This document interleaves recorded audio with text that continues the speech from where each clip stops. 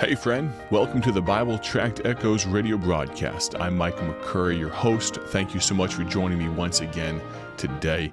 We're going to continue in our conversation about God's place, about the good place, about the gathering place, about the giving place. We're going to talk about the church today, but before we go there, I've got to tell you what I'm thankful for. There are so many things in my life that I have the opportunity to be thankful for, but I'm going to tell you about two little bundles of joy, Emmy and Lucy, my girls. I'm thankful for them. Some of you have had the opportunity to hear them on this very radio broadcast before. Maybe in the coming days as we get close to Christmas time, maybe we'll have them on again sometime soon. If you'd like that, let me know. You can text me in just a moment. I'll give you my phone number, but I've told you what I'm thankful for today.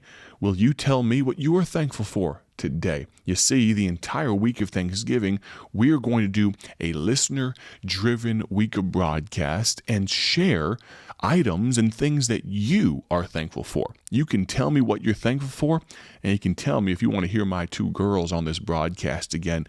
You know what they say about kids and what they say. Kids say some interesting things sometimes. You never know what's going to come out of their mouth. It's a lot of fun to have them on the radio. Tell me what you're thankful for. Text me right now at 309 316 7240. Again, that's 309 316 7240. I'd love to hear from you. I've got a gospel tract with me. Before we jump back into our Bibles, I'd like to tell you about. It's called Does Anyone Care? Does Anyone Care? Now, did you know that the holidays, especially around Christmas, there are more suicides and attempted suicides during this time of year as we come into December than any other time of the year? It's absolutely heartbreaking to think that so many folks are estranged from family or feel all alone and don't think anyone cares. You know what this gospel tract written by a friend of mine says? With all the despair around the world, the question gets asked, does anyone care? Yes, someone does care. And it goes into explaining how Jesus Christ cares for you and he cares for me. Friend, does anyone care? Yes. You may think no human on earth cares, but Jesus cares. Let me encourage you to use this gospel tract, Does Anyone Care?, throughout the month of December. Order yours today. Make sure you get them in time. This would be a great gospel tract for you to use as you witness the gospel of Jesus Christ to others around you. Maybe you're listening right now and you say, I don't really think anyone cares for me. I don't know that someone cares for me. I don't know this Jesus. You can contact me as well. I gave you my text number. I'd love to hear from you. If you'd like to know about the one named Jesus that truly does care for you, text me today at 309 316 7240. Does anyone care? Yes, friend, he cares. And I'd love to tell you all about it. One more time, 309. Text me at 309 316 7240. Now let's jump into our Bibles. We've got much to cover. And on this, the last day of a week of broadcasts, I'm so looking forward to Thanksgiving time. I want to know what food you're most thankful for. I enjoy turkey. I enjoy ham. I enjoy the stuffing, all kinds of different stuffings. Cranberry sauce and cranberry dressing and things like that. Yes, absolutely. I think of the green beans, the green bean casserole, the corn, the sweet potatoes. I think of all the pies. I say all the pies because there needs to be more than one pie on the table, I feel like, at the end of the meal. I think of pumpkin pie, pecan pie, apple pie. Man, I'm getting hungry. Let's hurry up and get through this, all right? We've talked about God's place, the good place, the gathering place, the giving place. We're talking about the church. Let's look at Deuteronomy chapter 12 and verse number 7. Deuteronomy 12 and verse number 7. It's amazing that when you go to church with the right spirit, with the right attitude, with the right mind frame, you never leave with less than you arrived with. I think of going to nursing homes and things of that nature back in the day, and I still do at times. I think of ministering to those elderly saints of God, and I always go with the intention of being an encouragement, but I always leave encouraged. Church works the same way. When you go to church, you will leave encouraged if you go to the right church with the right attitude. You see, God's place is also a generous place. Deuteronomy 12:7, and there ye shall eat before the Lord your God, and ye shall rejoice in all that ye put your hand to, ye and your households, wherein the Lord thy God hath blessed thee. You'll always get fed if you want to. You can lead a horse to water, but you can't make him drink, the old proverb says. Go to church and expect and desire to be fed. You will never be shortchanged by God. Luke 6:38 says, give, and it shall be given unto you. Good measure, pressed down, shaken together, and running over, shall men give into your bosom. For with the same measure that ye meet withal, it shall be measured to you again. God didn't hire you to be a judge in his church. He brought you here to give and then to receive. It's a generous place. It's a giving place. It's a glory place. It's a glorying place. Deuteronomy 12:7, and there ye shall eat before the Lord your God, and ye shall rejoice in all that ye put your hand unto, ye and your households, wherein the Lord your God hath blessed thee. Ye shall rejoice. Glory, glory.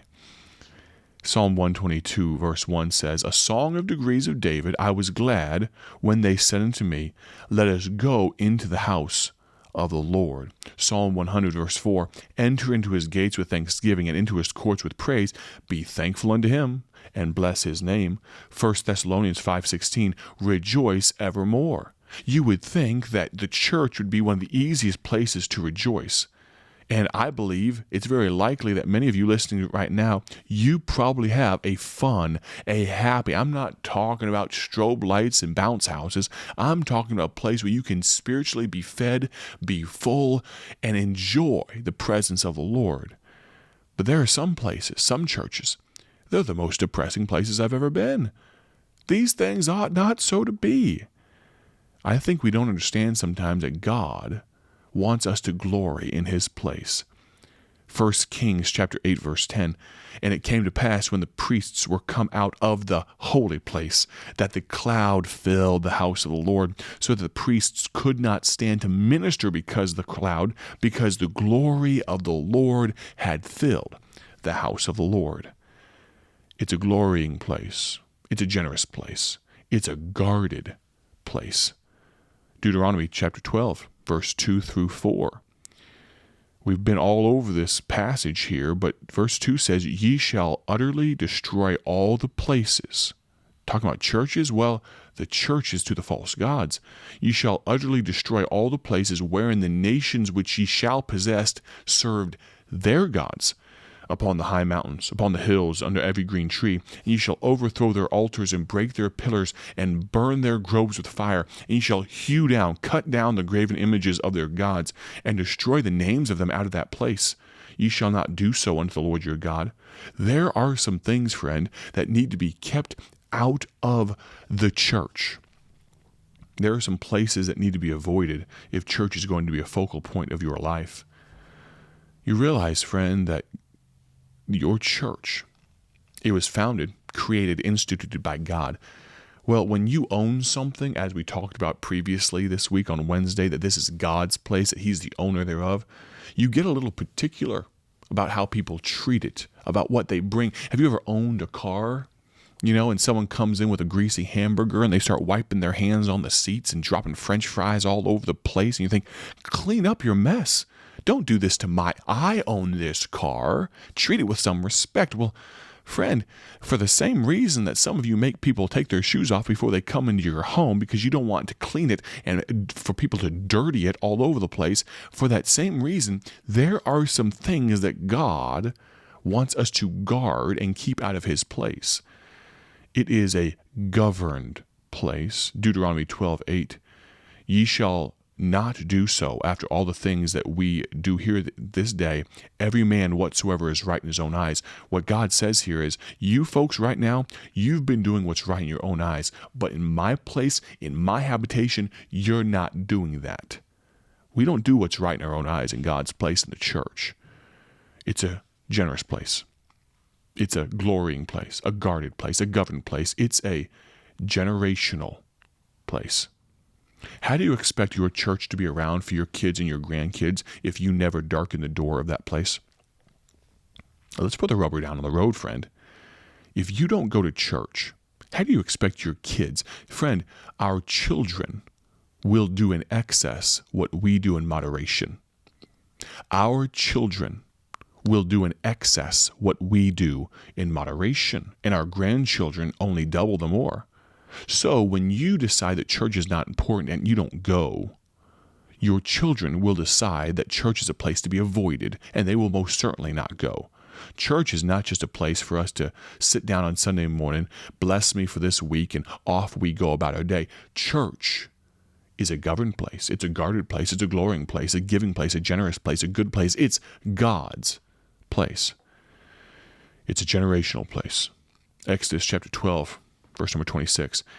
And it shall come to pass, when your children shall say unto you, what mean ye by this service? Meaning the giving of offerings and going to the temple and the tabernacle and serving God, worshiping God. Here's what you shall say. That ye shall say, it is the sacrifice of the Lord's Passover, who passed over the houses of the children of Israel in Egypt when he smote the Egyptians and delivered our houses, and the people bowed their head and worshipped. Friend, if this is ever going to be a generational place, it begins with the current generation. We are blessed here at Bible Tracts with this ministry surviving the generational transitions from Paul Levine to my predecessor Mark Smith, and Mark Smith to me. And I think the word surviving doesn't quite cut it. We are thriving. God is doing a great work. But friend, for your local church, for it to be a generational place, your generation has to get serious about it. Deuteronomy 11:19, and ye shall teach them your children, speaking of them when thou sittest in thine house, and when thou walkest by the way, and when thou liest down, and when thou risest up. Deuteronomy 12:5, and we end. But unto the place. The place. Do you have a place? If you don't have a good local church, I'd love to direct you to one. You can text me right now. Text me at this number, and I'll help you identify and find a good Bible-believing, Bible-preaching local church. Text me at 309-316-7240. Again, that's 309-316-7240. Now, friend, if you have a good local church, enjoy it. Be there. In a couple days on Sunday morning, be there. My prayer is that you have a great day for His glory. Join us next week here on the Bible Tract Echoes radio broadcast. Thanks for listening. God bless.